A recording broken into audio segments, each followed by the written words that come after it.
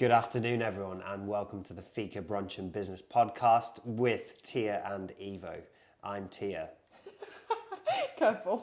Yeah, never let them know your next move. Welcome back, everyone, to the podcast. And it's nice to be back. Yeah. Another week. Again. In the OG location. OG location. You've been spending a lot more time in these parts. Are you looking very suspiciously at me? No, Yeah. I think the fans might be like, whoa, What's what's happening? going on with Evo's Godfather chair? Yeah. Like, The Godfather chair. The Godfather chair is going to be featured a lot more often in future episodes. Yeah. But I just felt like there's no reason for me to really be down in London at the minute. Yeah. I mean, there's been no real reason for me to be there for the past 6 months, to be really honest with you. But it's it's coming to the point where Juni stuff is kind of starting to take shape. But really, day to day, there's nothing to do there. So Yeah. There's nothing that we Yeah. need to be there for that we can't do here.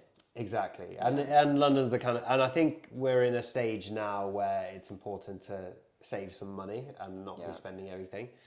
And London's the kind of place where you walk out the door and you've already spent £150 and you don't know where it's gone. So Yeah. I'd rather just be here, staying with Mum, Yeah. which is great because she's got HelloFresh. We're not sponsored by HelloFresh, We're not by the way. sponsored, but if they did want to sponsor us, we probably wouldn't Feel take free. it. No, we wouldn't take it because Fika, you know, Oh, yeah. yeah, competitor. Okay. Yeah. So anyway, so I've been down in these ends. I did my first shift in about 6 months. Yeah. The other day, Big on moment. Friday in Oakham, and we were I quite was nervous busy. on your behalf, to be honest. Were you? Yeah, I I was a was. little bit nervous. I was a bit also nervous. on Caitlin's behalf because I was like, oh, it's going to be like having a child with her all day. Having someone on a trial shift who doesn't really know what they're doing. Can confirm that was not the case. Can confirm I still got it. I was bashing out swans with the latte art. All sorts. Evo's just jealous now because I did a couple of really good coffees this week and I was sure to take picture evidence and send it to him. Mm-hmm. And the first thing he says is, that's not how you do a swan. I might even get Lucy to insert a picture here of what this was because it was a good swan. Well, I think our definition of good is subjective. That's anyway. why he felt like he had to do a shift to one up me. Yeah. But anyways, It's I'm just not the bitter competitive about it. nature of me. But yeah, I did a shift and it was great. I really enjoyed it. I woke up the next day in a much better mood than I usually am.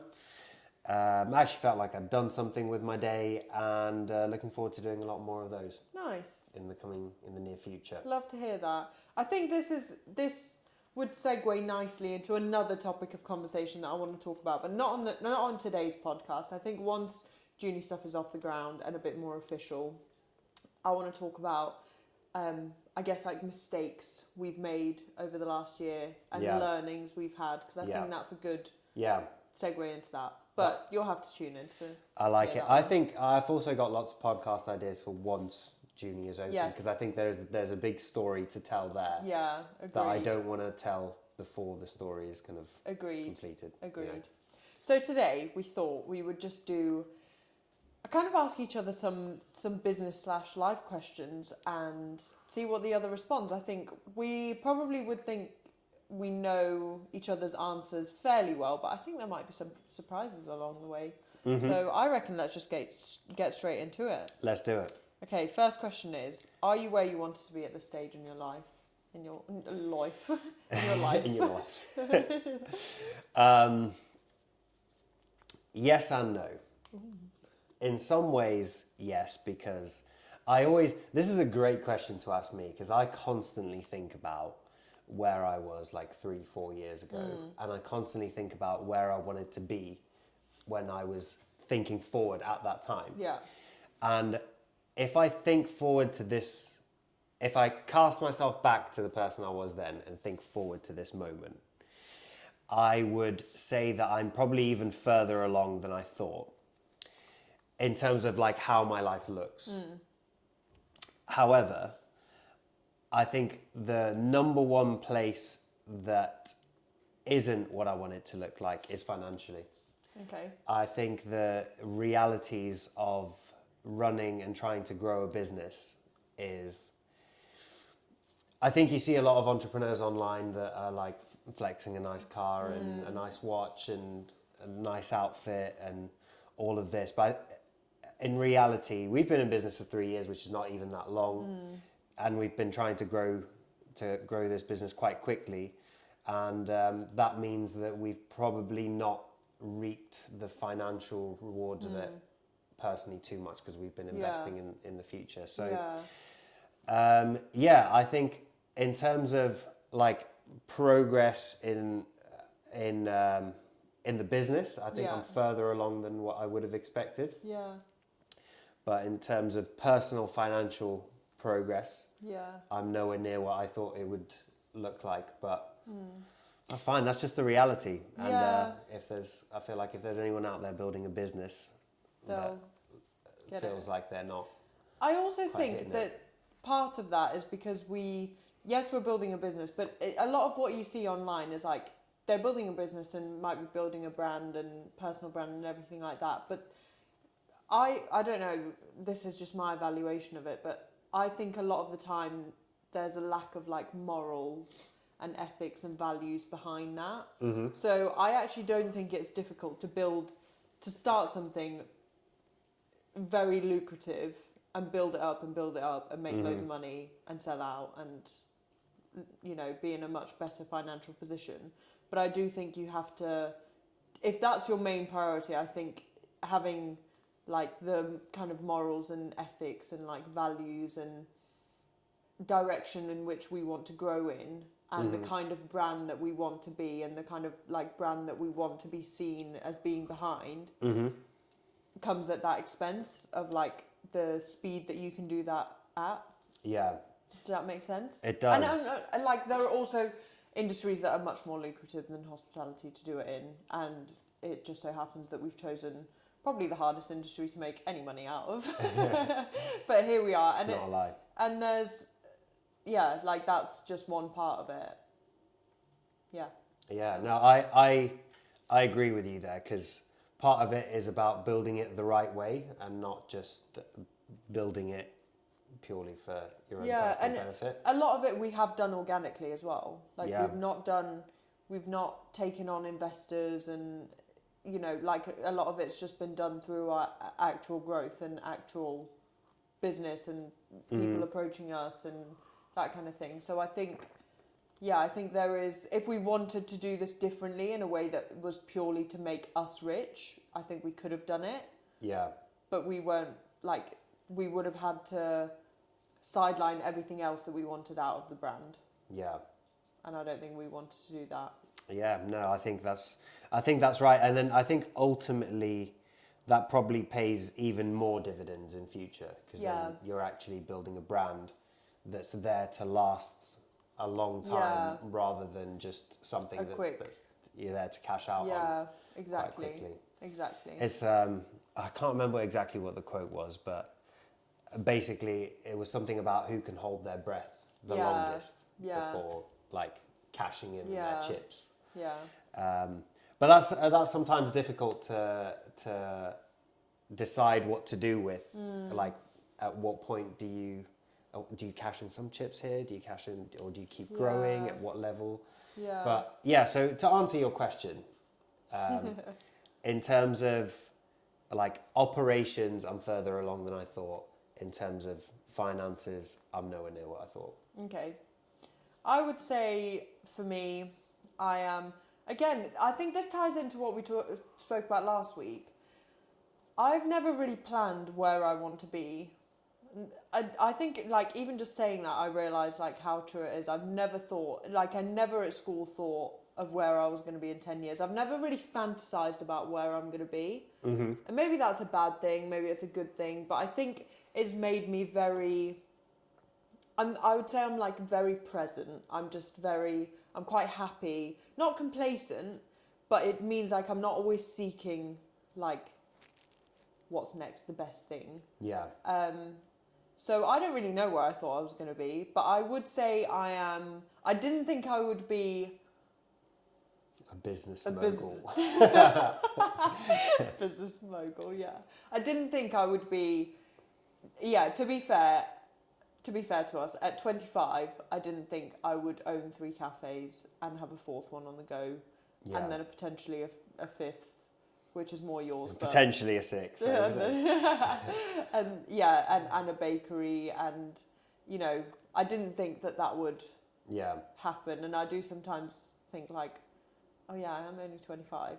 But then sometimes I think like, oh my god, I'm already 25. Nearly 30, mate. You or me?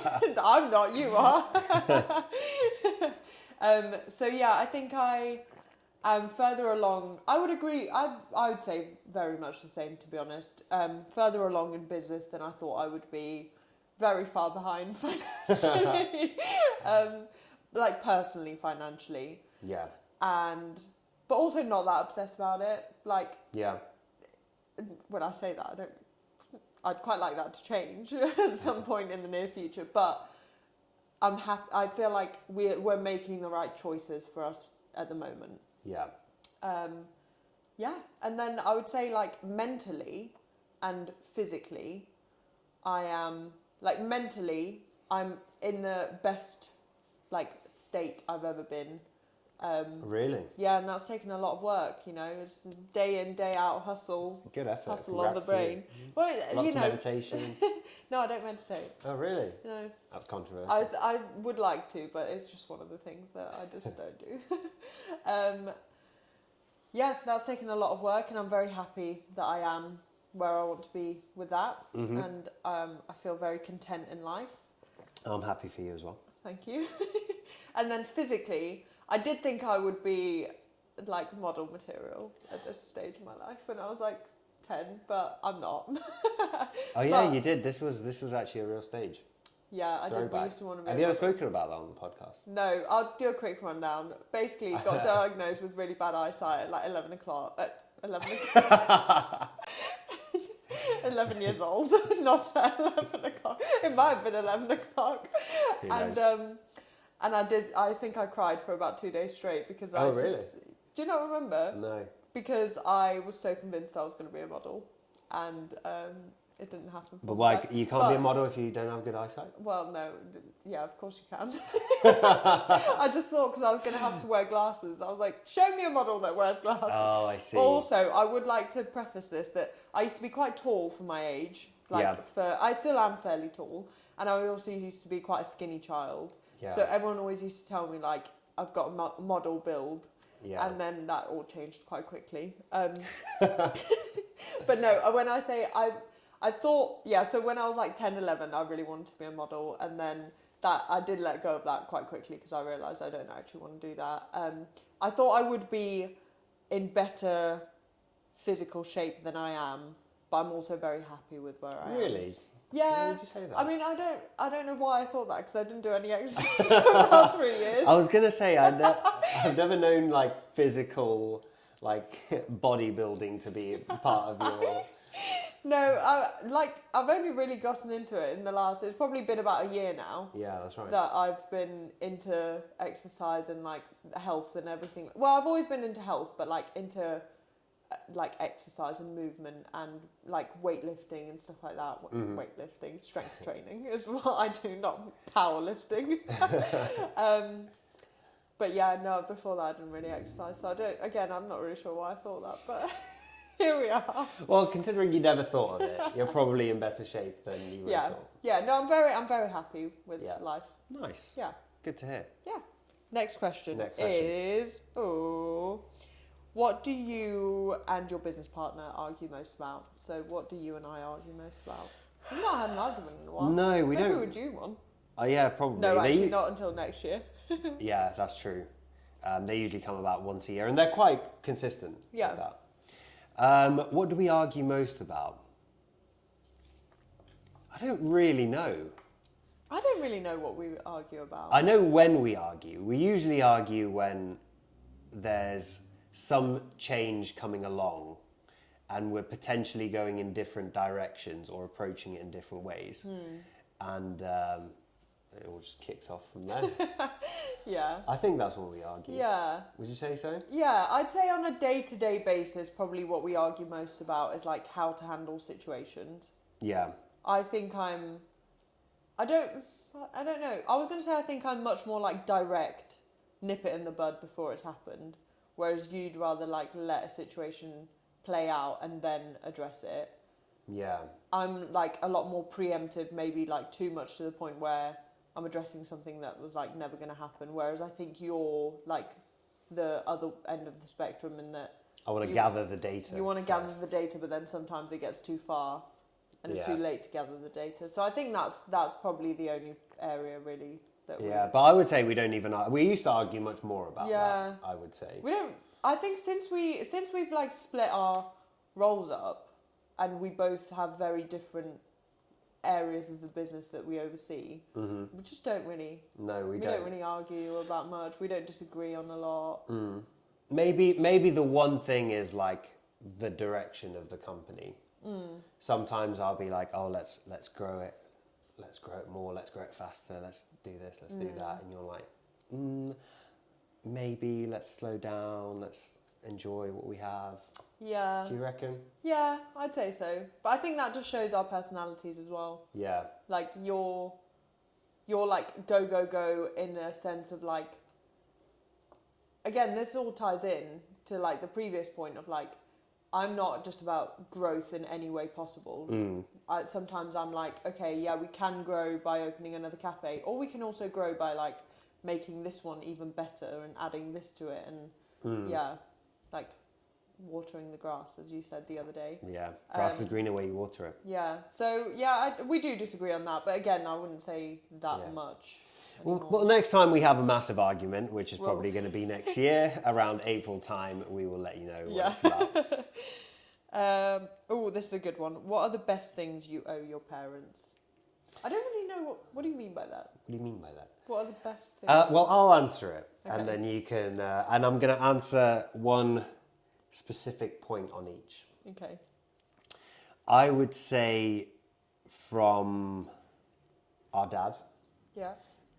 The thing I learned the most is, I think that's probably where my business mindset comes from. And not because he ever sat me down and said, look, this is how you do business, this is how you conduct yourself. I just watched what he was doing. Yeah.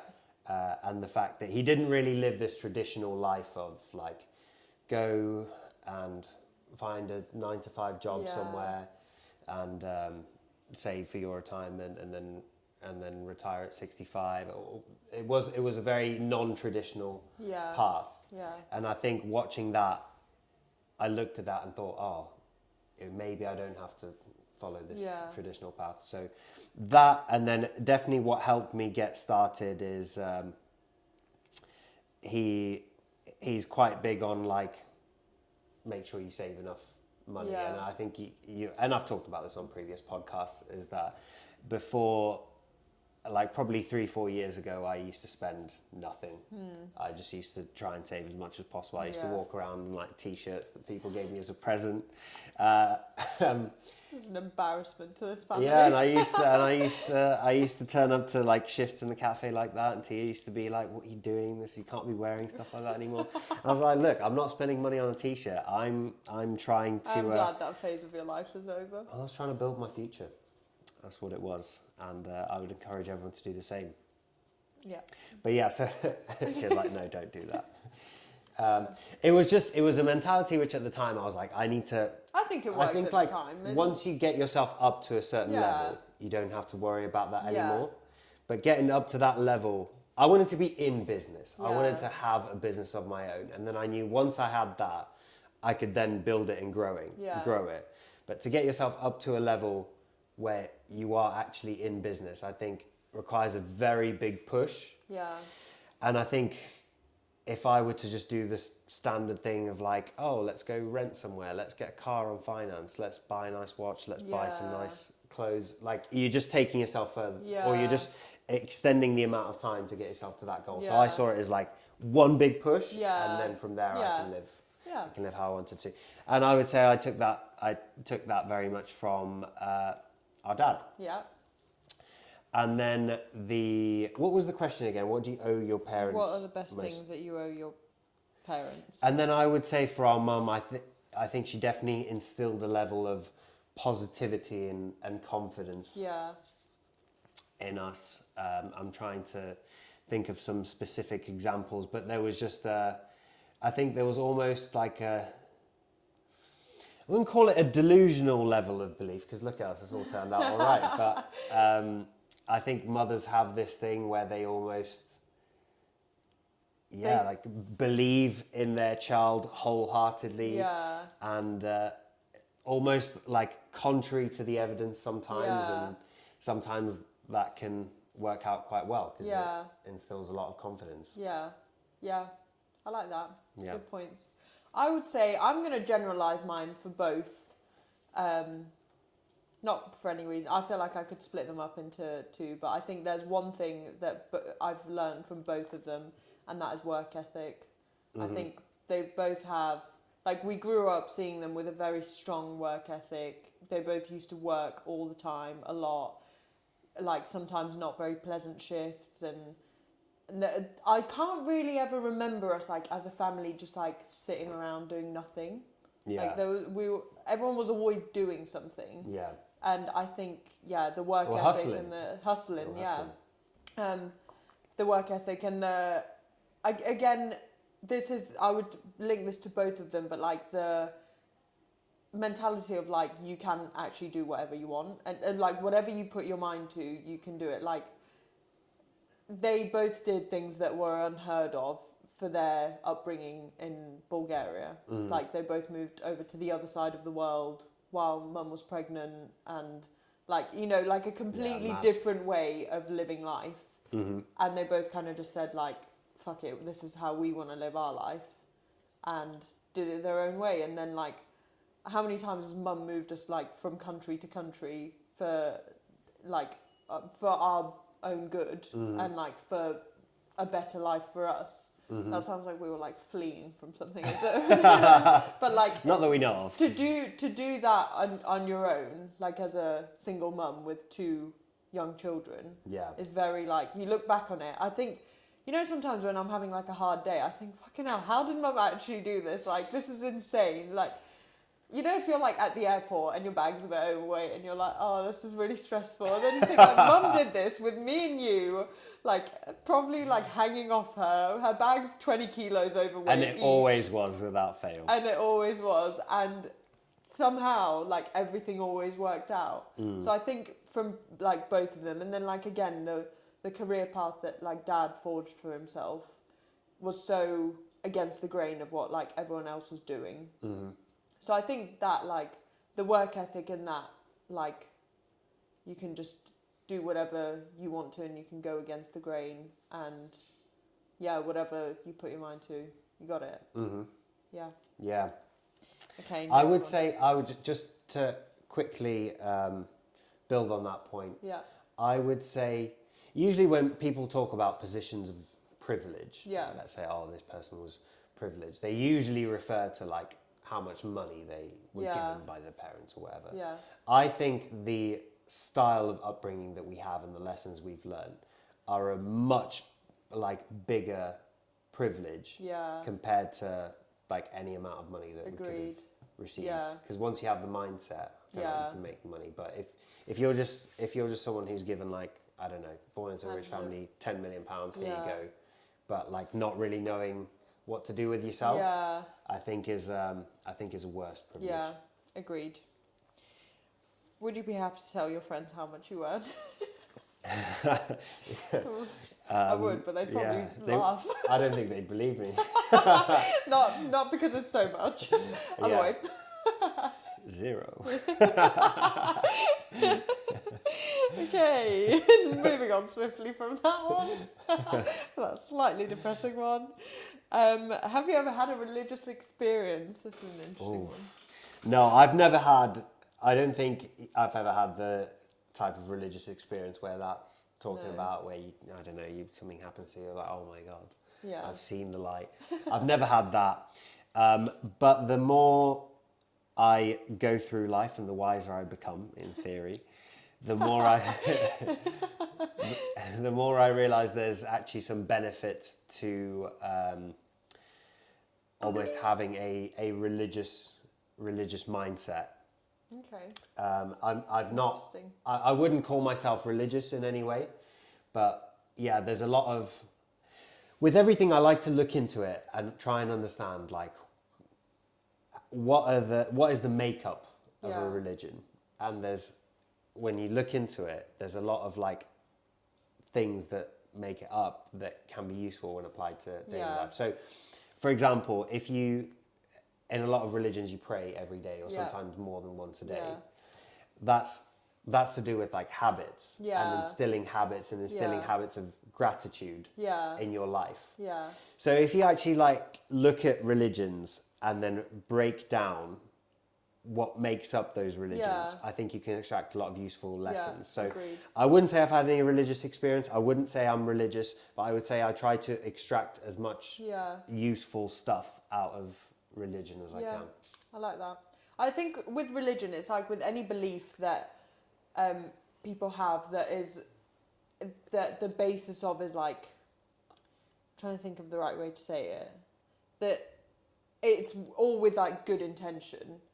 I think that's like a very beautiful thing, like that someone can have such a strong belief in something and like with good intention for it. I think where it loses me is just like what it's become, like Yeah. and I don't think that religion is this at all or should be this at all, but it's become so like us against you kind of thing. I think that's where it loses me a little bit.